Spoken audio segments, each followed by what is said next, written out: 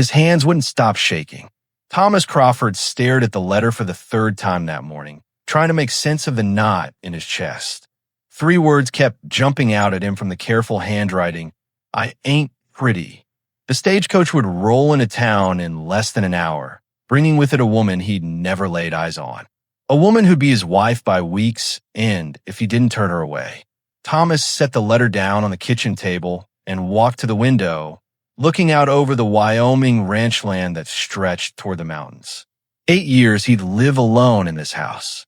8 years since Margaret died, bringing their stillborn son into the world. 8 years of silence, so thick it pressed against his ears like cotton. He was 42 years old and felt every day of it in his bones. The ranch was doing well. Cattle prices were up, the grass was good, and he had reliable hands working for him.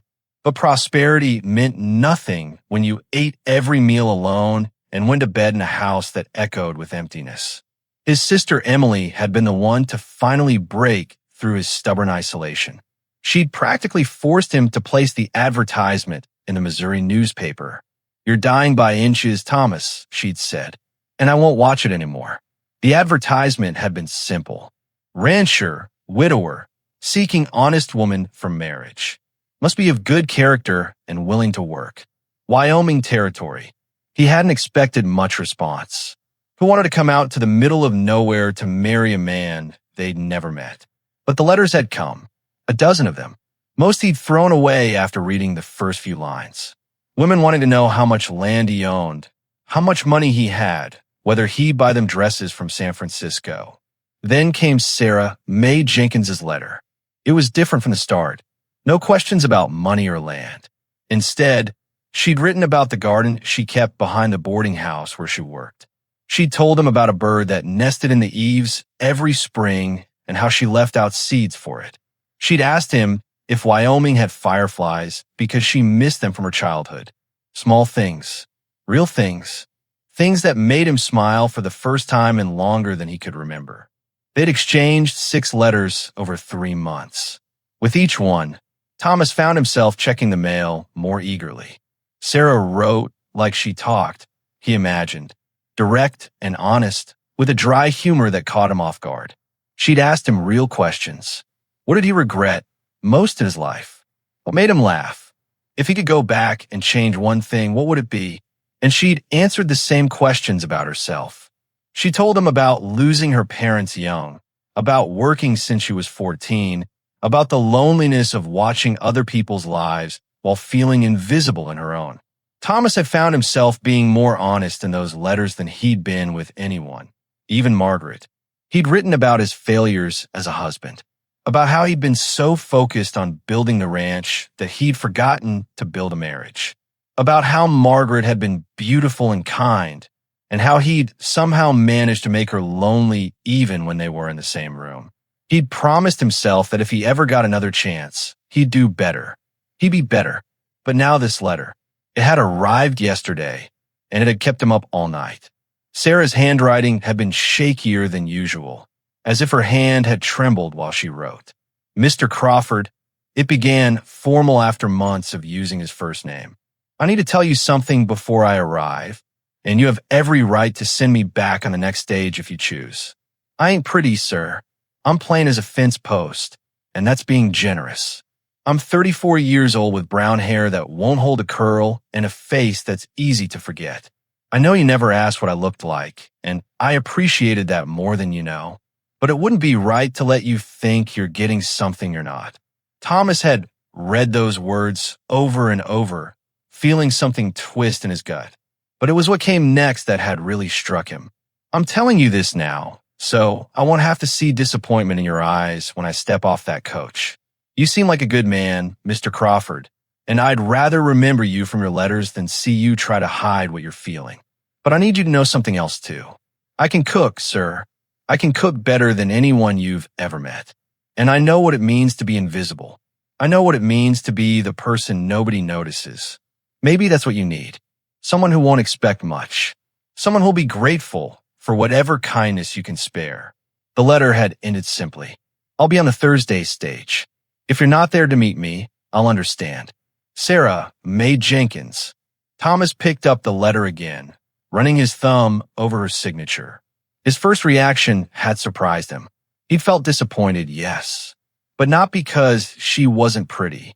He was disappointed because she thought it mattered, because someone had made her feel like her only value was being useful, being invisible, being grateful for scraps. And he was disappointed in himself for placing an advertisement that made her think he was looking for a transaction instead of a person. The truth that had kept him awake was simpler and more complicated than appearance. He'd been looking forward to meeting her. Not the idea of her, not just a wife, but Sarah, the woman who wrote about fireflies and asked him about regrets. The woman whose letters had made him feel less alone for the first time since Margaret died. And now she was coming here, believing she had to apologize for her face. Thomas. Emily's voice came from the doorway.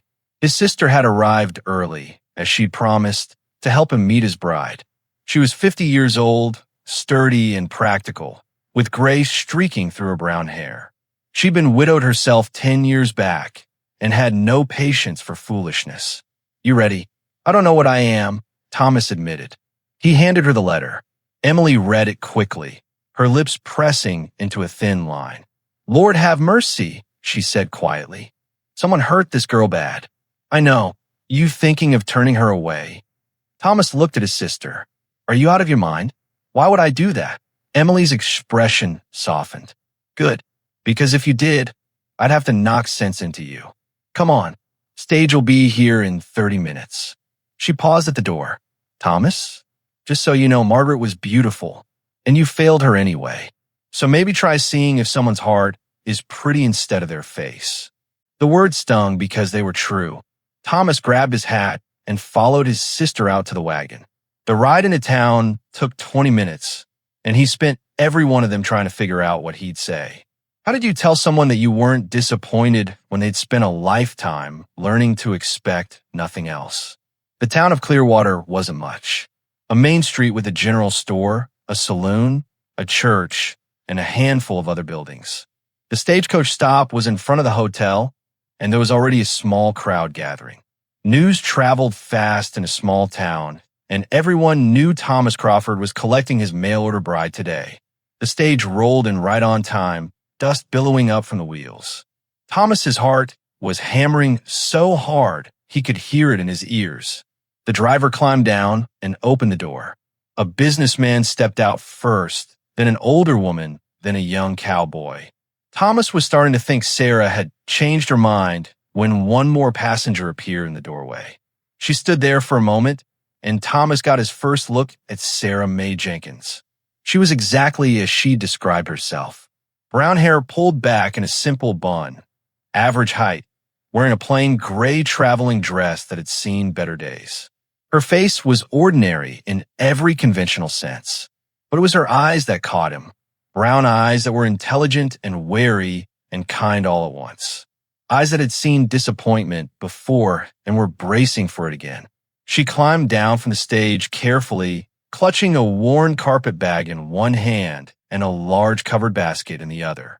She looked around the small crowd until her gaze landed on him. For a long moment, they just stared at each other. Thomas saw her shoulders straighten, saw her chin lift slightly, like she was preparing for battle. She walked toward him slowly, stopping a few feet away. You're Thomas Crawford? Her voice was quiet but steady. Yes, ma'am. I'm Sarah Jenkins. She paused, and he saw her throat work as she swallowed. The letter I sent, it wasn't to give you warning so you could refuse me. It was so I wouldn't have to see disappointment in your eyes when I got here. She met his gaze directly. Thank you for not showing it, even if you feel it. Thomas felt every eye in town on them. He knew this moment mattered. He knew that whatever he said next would set the tone for everything that came after. He thought about all the things he could say, all the polite reassurances. But Sarah had been honest with him. She deserved honesty back. Ma'am, he said clearly, I've been disappointed many times in my life. I've been disappointed in myself more than anyone. But I'm not disappointed today. He gestured to the wagon where Emily waited. I'm glad you came. Real glad. Now let's get you home. Sarah didn't speak much on the ride to the ranch. She sat beside Emily in the back of the wagon, her basket balanced carefully on her lap, while Thomas drove. Emily tried to make conversation, asking about the journey and the weather back in Missouri, but Sarah's answers were brief and polite. Thomas understood. She was waiting for the other shoe to drop, waiting for him to change his mind. The ranch came into view as they crested the last hill. The house was a solid two-story structure with a wide porch, weathered but well-maintained. The barn and outbuildings were in good repair, and cattle dotted the pastures stretching toward the mountains. It was a good property, and Thomas had worked hard to build it. But he saw it now through Sarah's eyes and wondered what she thought. "It's bigger than I expected," Sarah said quietly. It was the first thing she'd said without being asked. "Been here 15 years, Thomas replied. "Built most of it myself, with help from the hands." When they pulled up to the house, Jake, the ranch foreman, came out to help with the luggage. He was a grizzled man in his 50s who'd been with Thomas since the beginning. He tipped his hat to Sarah. "Ma'am, welcome." "Thank you," Sarah said. She clutched her basket tighter. Emily showed Sarah inside, while Thomas and Jake brought in her single carpet bag. The house was cleaned but sparse. Thomas had never been one for decoration, and after Margaret died, he'd seen no point in it. The furniture was practical and sturdy. The rooms felt empty despite being lived in. Sarah stood in the main room, taking it all in. Thomas watched her carefully, trying to read her expression. She wasn't judging, he realized. She was calculating, figuring out what needed doing, where things should go, how to make this house work. "I'd like to start supper, if that's all right," Sarah said suddenly. "It's been a long day, and I imagine everyone's hungry." "You don't need to cook tonight," Emily said kindly. "You just got here. I brought a stew we can heat up. I prefer to cook."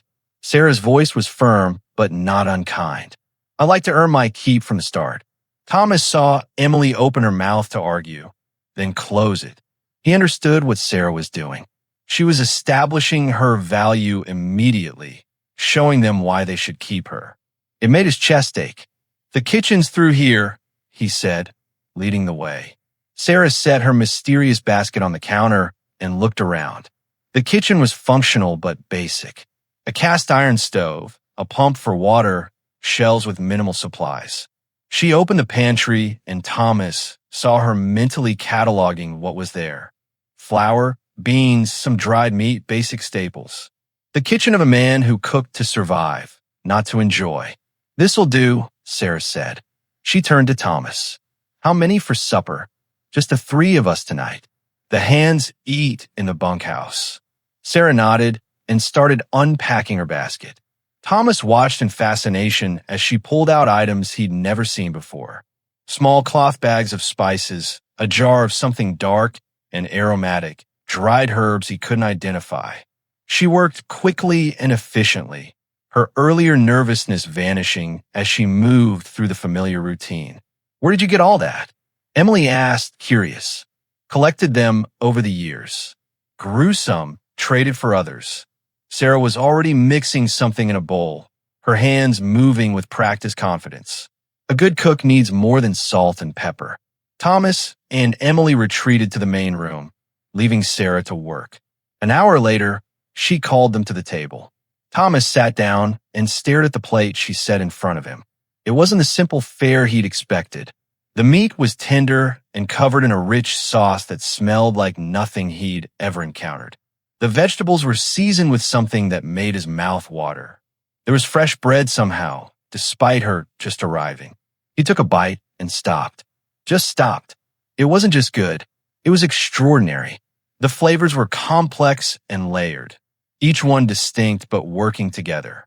He looked up at Sarah, who was watching him with those careful, guarded eyes. Emily had taken a bite too. "Lord have mercy," she whispered. Jake had come to the kitchen door to ask about tomorrow's work and froze when he smelled the food. "Ma'am," he said to Sarah, "I don't mean to be forward, but I'd ride through a blizzard for another plate of that." The tiniest smile touched Sarah's lips. It was the first time Thomas had seen her smile, and it transformed her face. Not into conventional beauty, but into something warm and real. Where did you learn to cook like this? Thomas asked. The smile faded. Sarah looked down at her plate. When you're plain, you learn other ways to make people happy. Food makes everyone happy if it's done right. But where? Emily pressed. This isn't ordinary cooking, Sarah. This is something special. Sarah was quiet for a long moment. I was a cook in a fine house once. In St. Louis. Before, she trailed off, her hands gripping her fork tightly. Before things changed, Thomas wanted to ask more, but something in her expression stopped him. There was pain there, old and deep. Whatever had happened in St. Louis, it was part of why she'd answered his advertisement, part of why she believed herself invisible. They ate in silence after that, but it wasn't uncomfortable. It was the silence of people enjoying something too good to interrupt with talk. When they finished, Sarah started to clear the plates, but Emily stopped her. You cooked. I'll clean. That's the rule in this house now. Sarah looked like she wanted to argue, but finally nodded. She excused herself to the small room off the kitchen that would be hers until the wedding. Thomas and Emily cleaned up together, not speaking until Sarah's door closed. That girl's got secrets, Emily said quietly. And wounds, deep ones. I know, you still want to marry her? Thomas thought about the letters, about the woman who wrote of fireflies and loneliness. He thought about the way she'd smiled when Jake praised her cooking, like she was starving for any scrap of appreciation. He thought about someone making her believe her only value was in being useful and invisible. More than before, he said. That night, Thomas lay in bed staring at the ceiling. Down the hall, Sarah was in her room, probably wondering if she'd done enough to be allowed to stay. In the kitchen, the lingering smell of her cooking still hung in the air. His house, empty for so long, suddenly felt like it had something in it besides furniture and memories. He told her the truth at the stagecoach. He wasn't disappointed, but now he realized something that surprised him. He was hopeful. For the first time in 8 years, Thomas Crawford was actually hopeful about the future, and it scared him half to death. The first 3 weeks passed in a careful dance. Sarah transformed the house, not with decoration, but with life. The kitchen became the heart of everything. Ranch hands who used to eat quickly in the bunkhouse now found reasons to linger near the main house around mealtimes. The smell of bread baking or stew simmering drew them like moths to a flame. Thomas watched Sarah work and started noticing things. The way she hummed softly when she thought no one was listening. How she saved scraps for the barn cats and left out water for the birds. The small herb garden she'd started beside the kitchen door, nursing tiny plants with the same care most people reserve for children. She was making the ranch into a home, and she was doing it so quietly that you almost didn't notice until it was done. They talk more now, in the evenings after supper. Nothing deep, just the small exchanges of daily life. How the cattle were doing, whether they needed supplies from town, what the weather might bring. But sometimes in those conversations, Thomas caught glimpses of something more. Sarah would mention a book she'd read, and her whole face would light up. Or she'd tell a story from her childhood, and he'd hear the girl she'd been before life had taught her to make herself small. He tried to show her he was paying attention. When she mentioned missing the sound of rain on a tin roof, he made sure to leave the kitchen window open during the next storm. When she said she'd always wanted to see the mountains up close, he offered to take her riding. Small things. But he saw her notice each one, saw the surprise in her eyes like she couldn't quite believe someone was listening. The first Sunday, they went to church together. It was expected, and Thomas knew the whole town would be watching. Sarah wore her best dress, which wasn't much better than her traveling clothes, and kept her eyes down as they walked in. The other women looked her over with barely concealed judgment. Thomas heard the whispers. Plain little thing, isn't she? Well, beggars can't be choosers. At least she looks like she can work. But after the service, there was a social. Sarah had brought food, of course. Roasted chicken with herbs, fresh rolls, and a berry pie that made people stop talking when they tasted it. The men crowded around, praising the food loudly. Their wives smiled tightly and said it was nice enough. Thomas saw Sarah's face stay carefully blank, but her hands trembled slightly as she served. It was when they were loading the wagon that Thomas heard it. Two women standing close enough to be overheard, probably on purpose. "That plain woman Crawford settled for," one said. "Though I suppose when you're desperate, you take what you can get." The other laughed. "At least she's useful. That's something." Thomas saw Sarah's back stiffen. She didn't turn around, just kept loading the basket into the wagon with mechanical precision. He opened his mouth to say something, to defend her, but the moment passed. The women walked away, and Thomas hated himself for his silence. On the ride home, Sarah was quiet. Too quiet. That night, she was polite but distant. And the next day, and the next. The ease they'd been building disappeared behind a wall of formal politeness. "Yes, Mr. Crawford. Of course, Mr. Crawford. Whatever you think best, Mr. Crawford." Emily noticed immediately. She cornered Thomas in the barn 3 days later. "What did you do?" "Nothing. That's the problem." "Then fix it." "I don't know how," Thomas admitted. The words felt like failure. "I don't know how to tell her that those women are wrong without making it worse. I don't know how to make her believe she matters." Emily's expression softened. "You're doing it again, Thomas. You're staying silent when you should speak. That's what killed your first marriage. Don't let it kill this one before it even starts." But before Thomas could figure out what to say, everything changed. It was a Tuesday afternoon when the fancy carriage rolled up to the ranch. Thomas was in the barn and didn't see who it was until he heard Sarah's gasp from the kitchen garden. A well-dressed woman had stepped down from the carriage, staring at Sarah with wide eyes. "Sarah Jenkins? Is that really you?" Sarah had gone white as milk. She dropped the herbs she'd been picking. "Mrs. Aldrich, I can't believe it. After all this time, Richard said you disappeared completely." The woman moved closer, and Thomas saw she wasn't being friendly. There was something cruel in her smile.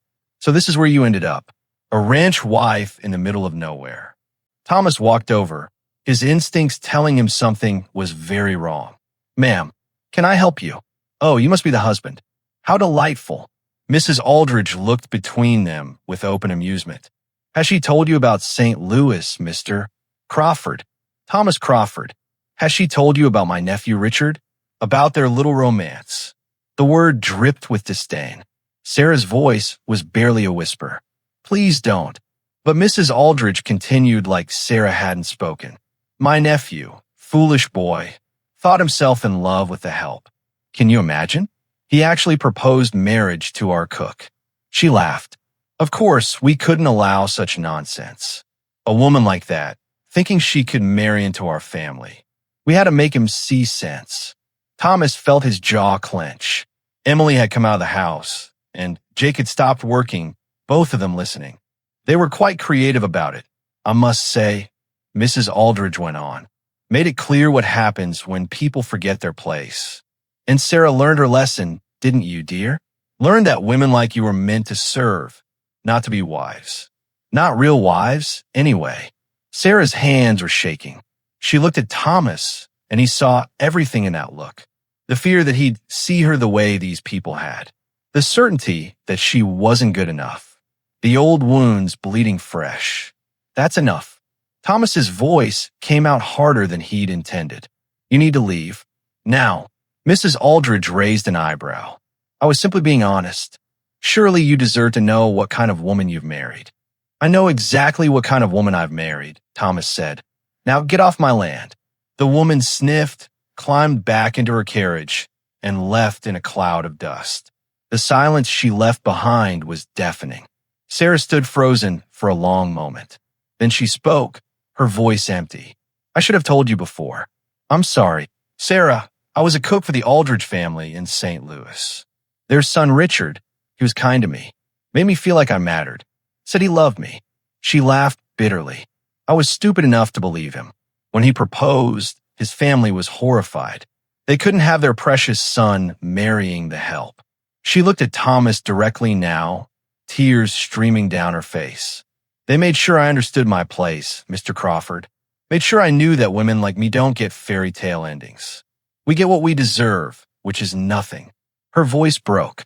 I learned my place, and I won't forget it again. She walked past him into the house. Thomas heard her door close, and he stood there, feeling like the worst kind of failure, because once again he didn't know what to say. That night, Thomas couldn't sleep. He lay in bed staring at the ceiling, thinking about Sarah's face when that woman had spoken, thinking about his own silence at the church social, thinking about how he was doing exactly what he'd done to Margaret, letting someone suffer alone because he didn't know the right words. The next 2 days were torture. Sarah was polite and efficient, but she'd retreated so far behind her walls that Thomas couldn't reach her. She cooked, cleaned, worked harder than ever, but she wouldn't meet his eyes, wouldn't talk beyond the bare necessities. It was like living with a ghost. Then the cattle sickness hit.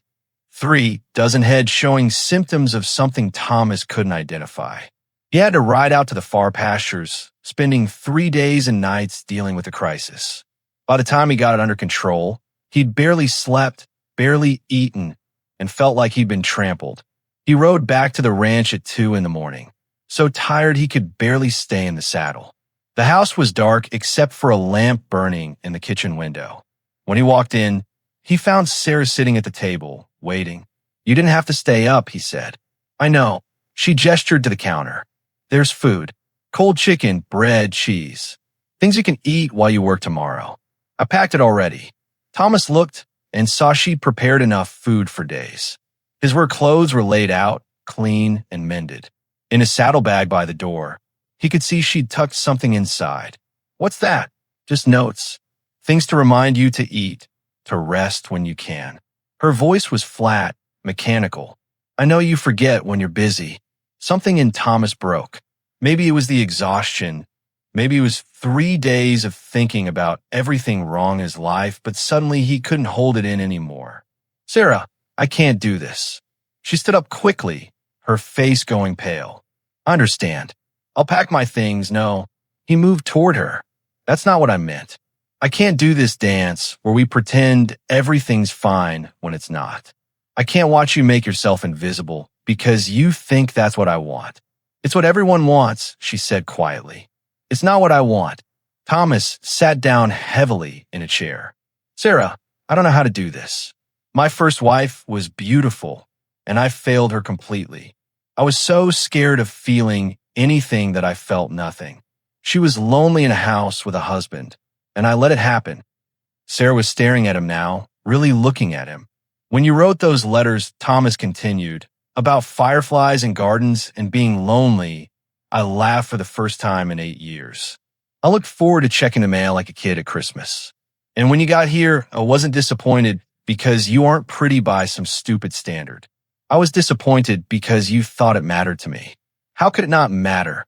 Sarah's voice broke. "It matters to everyone. Not to me. Not about you." Thomas rubbed his face. "But I'm doing the same thing I did before. Staying quiet when I should speak. At that church social, when those women said those things, I should have said something. I should have told them they were wrong. I should have told you that you matter." "I'm used to it," Sarah whispered. "You shouldn't have to be used to it." He looked at her directly. "Sarah, do you know what I see when I look at you? I see the woman who leaves seeds out for birds, who started a garden her first week here because growing things makes you happy, who stays up at 2 in the morning to make sure a tired man has food for tomorrow. I see someone who makes this house feel like a home instead of a tomb." Tears were streaming down Sarah's face now. "You don't have to be kind." "I'm not being kind. I'm being honest." Thomas stood up. "I know we're already married on paper, but I'd like to court you properly if you'll let me. I want to start over. I want to prove to you that I see you. Really see you." "I don't know if I can believe that," Sarah said, but her voice held something it hadn't before. "Hope. Then let me show you." Thomas took a step closer. "Let me prove it." Sarah looked at him for a long moment. "What else do you remember?" "From my letters." The question caught him off guard. "What?" "You said my letters made you laugh. What do you remember from them?"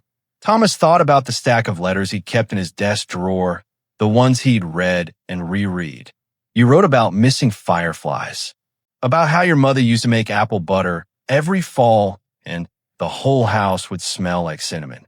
You said your favorite color was green because it meant things were growing. You asked me if I believed people got second chances because you hoped they did. Sarah's breath hitched. You remember all that? I remember everything, Thomas said. You wrote that you dreamed of having your own restaurant someday, that you wanted to cook food that made people happy, not just fed them. You asked me what I regretted most, and I told you about failing Margaret. You didn't judge me for it. You just said that knowing you failed meant you could do better next time. I can't believe you remember, Sarah whispered. How could I forget? Those letters were the best part of my day for months. Thomas reached out slowly, giving her time to move away. When she didn't, he took her hand. Sarah, I'm not good with words. I'm going to mess this up 100 times. But I'm asking you to give me a chance. Let me court you properly. Let me show you that I see you. Sarah looked down at their joined hands. I'm scared. Of what? Of believing you. Of hoping. Every time I've hoped for something, it got taken away. She looked up at him, her eyes red from crying. What if this is just another mistake? Then we'll make it together, Thomas said. But Sarah, I don't think this is a mistake. I think maybe this is the first thing I've gotten right in a very long time. They stood there in the lamplight, the exhausted rancher and the woman who thought she was invisible. Outside, the first hints of dawn were touching the mountains. And for the first time since she'd arrived, Sarah Mae Jenkins let herself hope that maybe, just maybe, someone actually saw her. Okay, she whispered. Okay, we could try. Thomas squeezed her hand gently. That's all I'm asking for. A chance to try. Thomas courted her properly after that night. Asked about her day, her thoughts, her dreams. Reread all her letters and asked follow-up questions that made her blush. Small gestures, wildflowers on her pillow, her favorite tea ordered from town, fixing the squeaky kitchen door she'd mentioned once in passing. Sarah slowly opened up, like morning glories facing sun. One evening, washing dishes side by side, she whispered, I always dreamed of having my own restaurant. Thomas dried a plate carefully. Why not here? Why not now? Who'd come eat food cooked by a plain woman? He set down the plate. Everyone who already finds excuses to come here. Sarah, half the town's been angling for dinner invitations since your first week. The idea took root. Sarah decided to host a harvest dinner for the entire town. Free meal in the square. Thomas supported her fully, helping prepare tables, spreading word. It was a risk, exposing herself to judgment again. The evening arrived cool and golden. Town turnout, skeptical but hungry. Sarah's cooking spoke for itself. Herb-roasted chicken, butter rolls, apple tarts that melted on tongues. People began seeing her differently, not because she'd changed physically, but because they were finally paying attention. The local preacher stood, tapping his glass. His blessing became a sermon. Seeing as God sees, not by appearance, but by heart. This woman's fed us body and soul tonight. Women who'd been cold approached Sarah afterward. Awkward apologies. Some genuine. An older woman with kind eyes took her hand. Took me 40 years to believe I was beautiful, dear. Don't take 40 years. Later, after most had gone, a wealthy rancher from the neighboring county approached. Silver-haired, confident, expensive clothes. Miss Crawford, I'm Henry Sutton. I'd like to fund you opening a real restaurant. Proper building, equipment, staff. Sarah felt Thomas tense beside her. Sutton continued, You'd have full control, naturally. I just provide capital. 20% partnership. The old Sarah would have leaped. But she looked at Thomas's tight jaw, remembered Richard's opportunities, saw the test in this moment. Mr. Sutton, she said clearly, I appreciate the offer. Truly. But if I build this dream, I'll build it my own way. Slowly. Properly. Sutton raised his eyebrows, smiled slightly. Admirable. Offer stands if you change your mind. He tipped his hat and left. Thomas released a breath he'd been holding. You didn't have to. Yes, I did. Sarah turned to him. Some things are worth building together, even if it takes longer. He pulled her close, right there in the town square, and kissed her. Not tentatively this time, but with the certainty of a man who'd finally learned what mattered. Together, he murmured against her hair. Together, she agreed, finally believing it. 6 months later, a small building stood at the edge of town. Hand-painted sign above the door, Sarah's table. Thomas had named it, so it perfectly captured what she did. Made space for people, fed them more than food. The restaurant exceeded every expectation. Not fancy, but warm. Gingham curtains, mismatched chairs, tables that wobbled slightly. Sarah's cooking made it irrelevant. People came from neighboring counties. The plain woman with magic hands, they called her. Sarah had transformed, not in appearance, but in presence. She carried herself differently now. Quiet confidence replacing hunched shoulders. She'd stopped apologizing for taking up space. One afternoon, a stagecoach arrived in the square. Sarah watched from her restaurant window as a young woman stepped down. Mousy brown hair, nervous hands clutching a wrinkled letter. Another mail-order bride. Sarah's chest tightened with recognition. The girl looked around, terrified, as the stagecoach driver pointed toward the hotel. She moved like someone trying to be invisible. Sarah untied her apron. Mind the counter, Thomas. I'll be back. She caught up with the girl outside the general store. Excuse me. You just arrived. The girl, startled, nodded. Up close, she looked barely 20. Eyes red from crying. I'm Sarah Crawford. I run the restaurant across the street. You look like you could use a meal before whatever comes next. The girl's face crumpled with relief. I told him I wasn't pretty. In my letter, I don't know if he'll still want me when he sees me. Sarah's heart broke and mended simultaneously. Come with me. At Sarah's table, she sat the girl down, brought out fresh bread and stew. The girl ate like she hadn't in days. What's your name? Emma. Emma Hayes. I'm supposed to meet Mr. Patterson at 4 o'clock. Robert Patterson? Sarah smiled. He's a good man. Quiet, kind.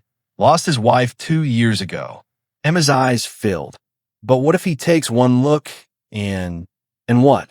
Sees a scared girl who traveled 800 miles on faith. Sarah sat across from her. Let me tell you something, Emma. I arrived here 7 months ago, thinking exactly what you're thinking. She told her story. Not all of it, but enough. The fear, the shame, Thomas's patience, her own journey to believing she was enough. The man who's worth staying for, Sarah said, will see you. Really see you. Not just what you look like, but who you are. And if Mr. Patterson doesn't, then he's not your person. Emma wiped her eyes. How did you get so brave? Sarah laughed softly. I'm not brave. I'm just tired of being invisible. There's a difference. She walked Emma to the hotel, watched her straighten her shoulders before going inside, whispered a prayer for the scared girl she'd been. That evening, Thomas found Sarah on their porch, watching the sunset paint the sky orange and gold. He settled beside her, their comfortable silence speaking of how far they'd come. Do you ever regret, Sarah started, that you're not beautiful? Thomas interrupted. But you are. She turned to him, ready to protest, but he pressed a finger to her lips. Somewhere between that first letter and now, you became the most beautiful woman I've ever known. I just had to learn how to see. Sarah's eyes filled. My whole life, people told me my only value was being useful, that if I couldn't be pretty, at least I could be helpful. And now, you taught me the difference between my gift and my value. She took his hand. My cooking is my gift.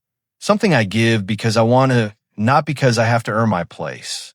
But my value, that's just being Sarah. That's enough. Thomas pulled her close. My first wife deserved better than I gave her. I was so afraid of feeling anything that I felt nothing at all. Walked through my own life like a ghost. And now, you taught me that invisible doesn't mean not there. That the deepest things are often the quietest. He tilted her face toward his. I see you, Sarah May Crawford. All of you. Every stubborn, generous, beautiful piece. And I love all of it. The kiss was deeper than any before. Honest. Complete. Sarah finally believed she was treasured. Not despite being plain, but because she was herself fully. When they pulled apart, stars were emerging overhead. The restaurant lights glowed in the distance, warm and welcoming. She'd whispered, "I ain't pretty, sir, but I can cook," Thomas murmured against her hair. What she didn't know, Sarah continued, smiling, was that she'd feed his soul, not just his stomach. And in learning to see her, I finally learned to see myself. They sat in comfortable silence, Sarah's head on Thomas's shoulder, his arm around her waist. From the outside, they looked ordinary, middle-aged rancher and his plain wife on a weathered porch. But from inside, they were everything. Sarah closed her eyes, finally at peace, finally believing she was enough, finally home. Sometimes the most beautiful love stories look ordinary from the outside, but those who live them know the truth. They're the only stories worth telling.